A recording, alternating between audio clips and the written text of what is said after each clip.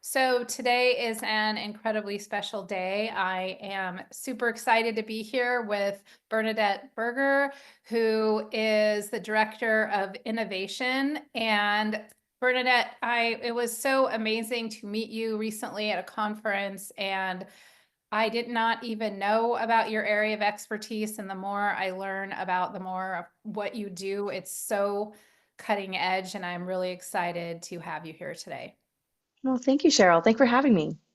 Of course. Now, there have been a lot, we're going to talk about a very important topic, and that's driving innovation during times of change. And this isn't just important, of course, for the airline industry, but we all have to innovate. Everything's moving very quickly. So hmm before we jump into that, though, I thought I would ask, what inspired you to be so interested in innovation, in particular for the airline industry? Sure. Yeah, I can back it up a bit. So I'm a trained industrial designer, and industrial design was the design form before we had UX design, before we had interaction design. In design school, you could study graphic design or interaction or industrial design.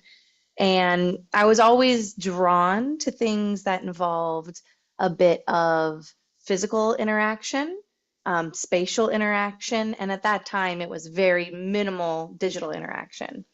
And in studying industrial design, I was lucky enough going to the University of Washington to be based in Seattle, where there's a lot of aviation that's already occurring. And, graduated during the bottom of the financial crisis. I was one of those people who was desperate to find a job. I interviewed, I brought my paper portfolio to 29 interviews in person, before we did these on Zoom, and was told no 29 times. And I really needed a job. My mom lost her job, my dad lost his job, my brother lost his job. And that 30th interview was at a design firm called Teague.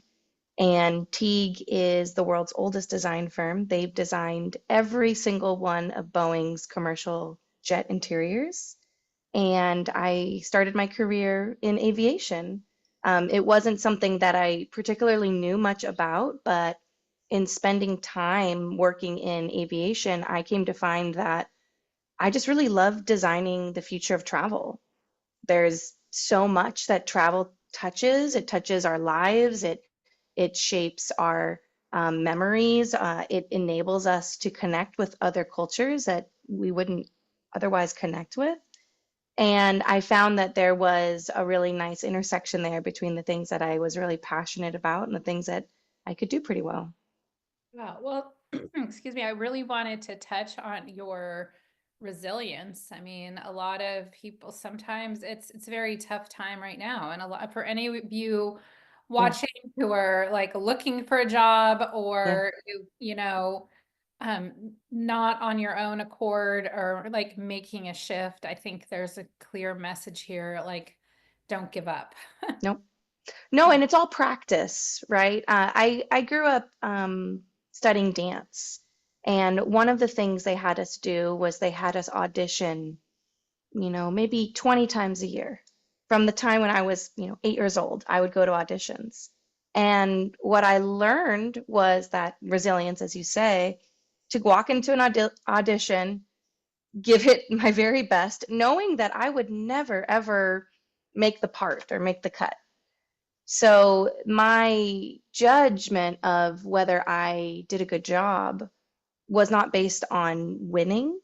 Mhm. It was based on effort and fun. I always ask my kids this when they're done with a soccer game. Did you work hard and did you have fun? Mhm. Right? And so, as long as I was focused in an area that I cared about, which I did, I really did care about design. I knew that it would work out. It just, I needed the practice. I needed to practice 29 times for that 30th interview. Yeah, that kind of reminds me. I don't know if you read the book The Alchemist, by Paulo Coelho. hmm I think he went to as many editors and hmm them saying, no, it's a stupid idea. And then Right. did get a one yes, but they want to change the title. And he said no. So it's interesting because I think it was almost exactly that many publishers. So uh, Hmm. I just do think if something is close to your heart and you just to keep going. So I love that story so much. So from that first job up until now as a, director of innovation, has it been a straight shot or Mm, been some side steps along the way? And what has been, of course, I have to ask you, putting on my coaching hat, what's been the yeah. mindset that's allowed you to keep going?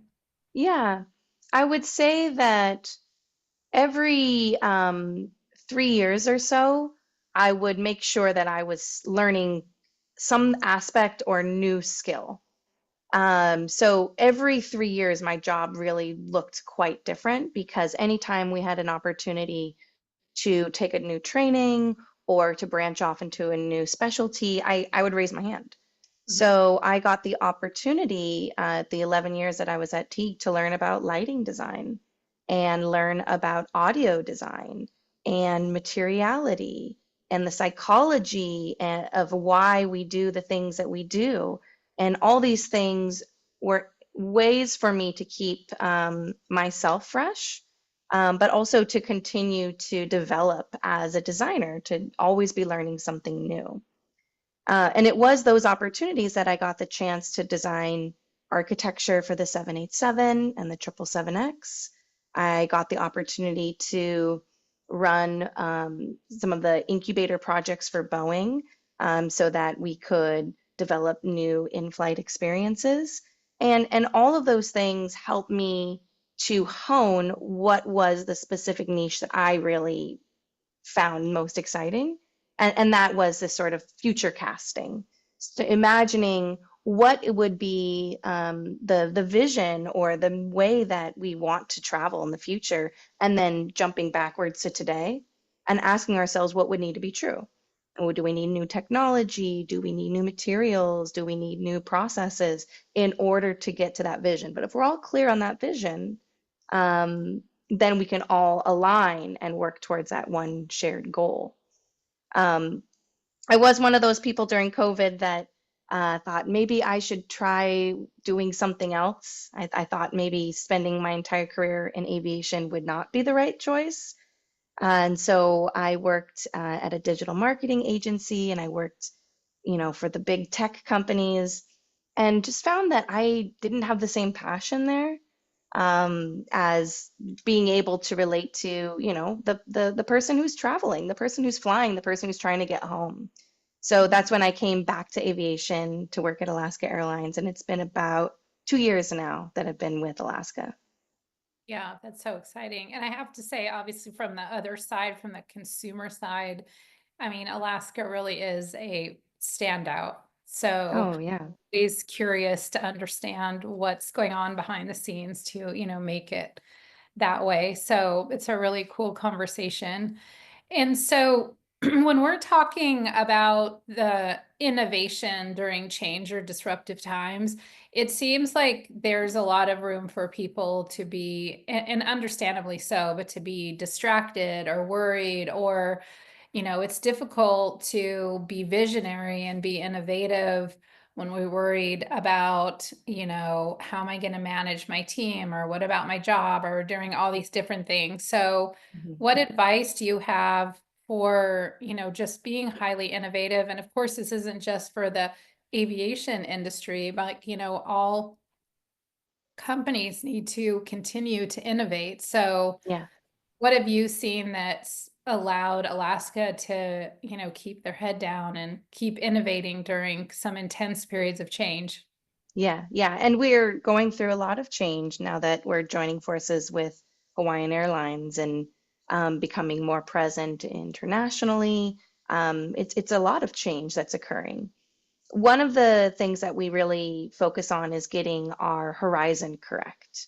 So there are a lot of people at our airline who are excellent at solving a problem by 6 a.m. tomorrow.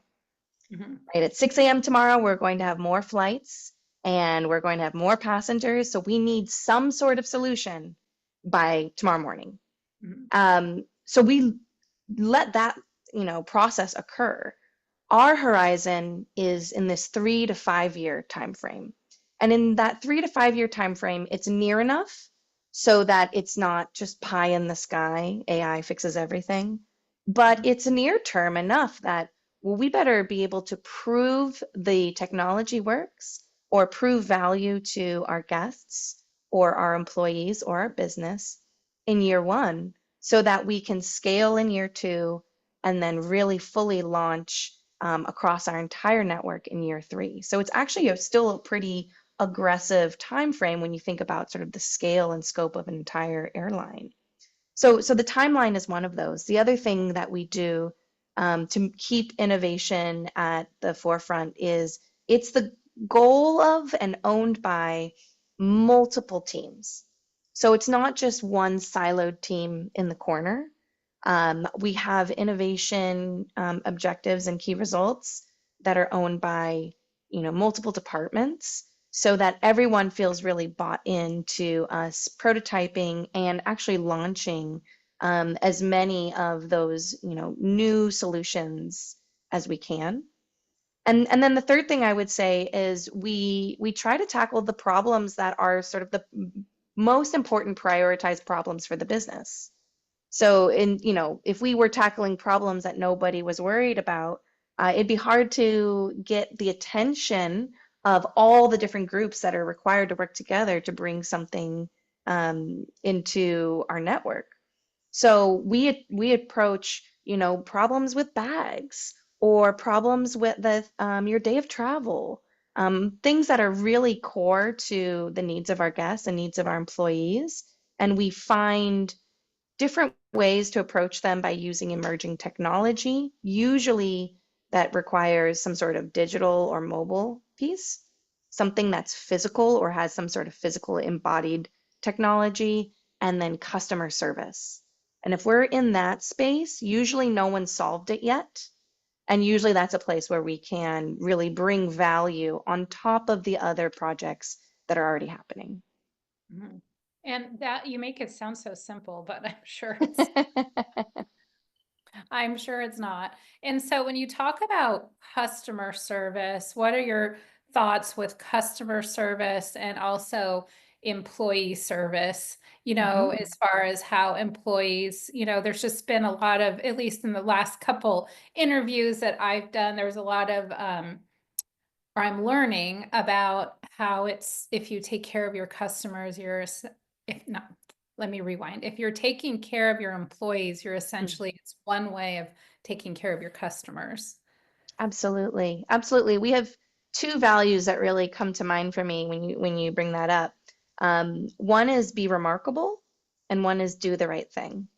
So we know that when we have excellent sources of data and excellent digital tools for our customer service agents, our flight attendants, our pilots, our gate agents, our ramp agents, that they're able to go above and beyond and be remarkable for our guests, make that bag to its transfer at the last moment, be able to seat that family together so they're not seated apart.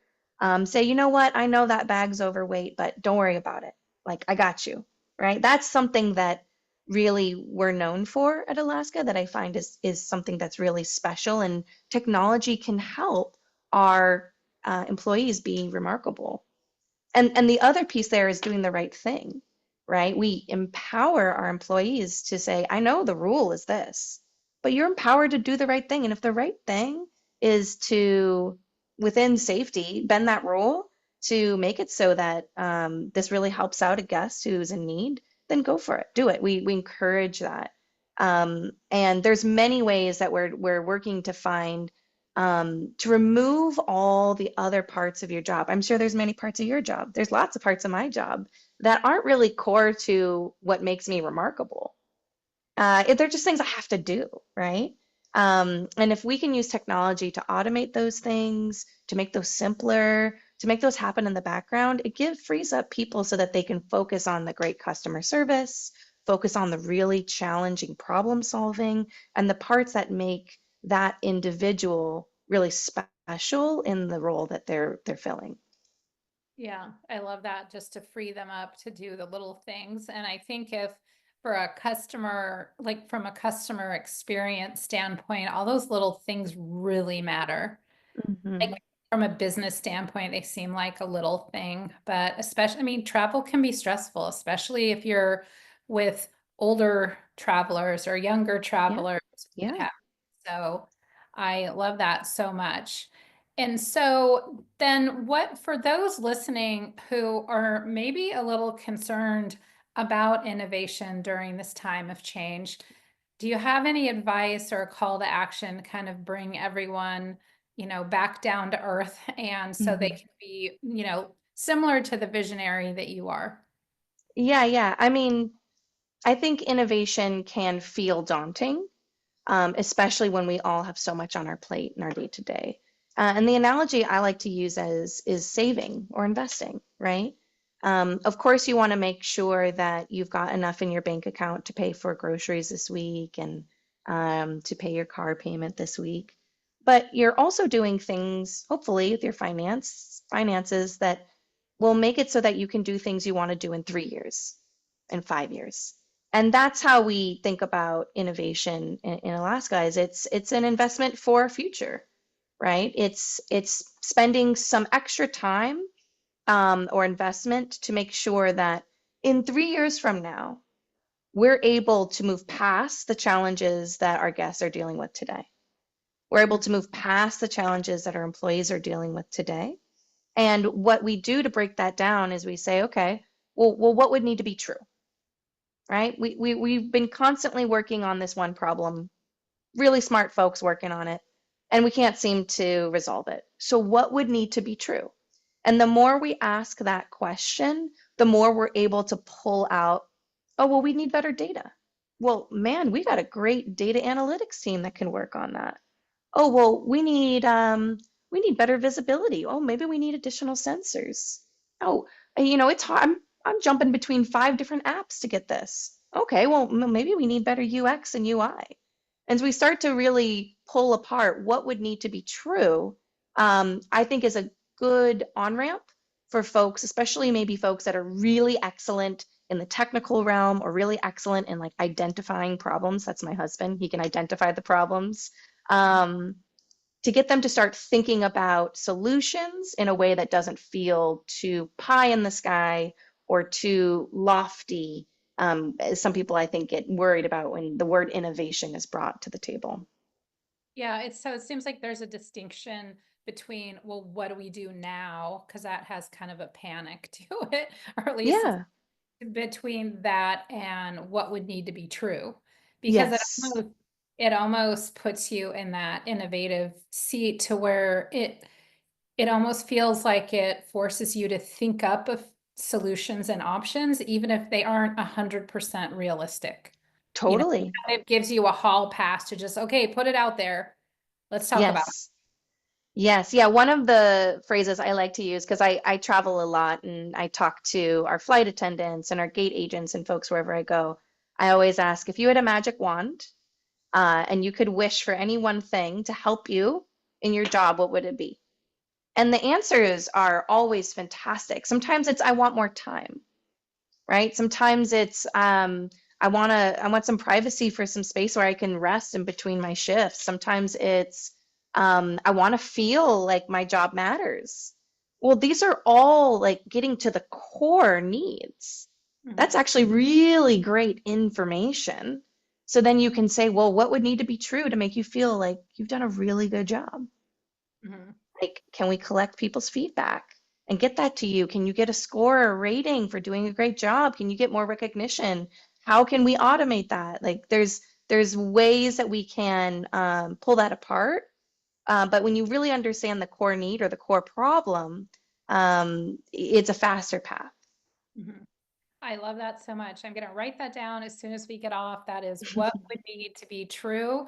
And I Yeah. think that's great problem solving pretty much for anything. So even if you're searching for a job, which a lot of people are these days. So let's say Hmm. I land the ideal role, the magic wand role, what would need to be true? Oh, I might need to improve upon this, or I might need to what have you. So it seems like that is a great question that I'm going to add to my list of coaching questions. Hmm. So Awesome.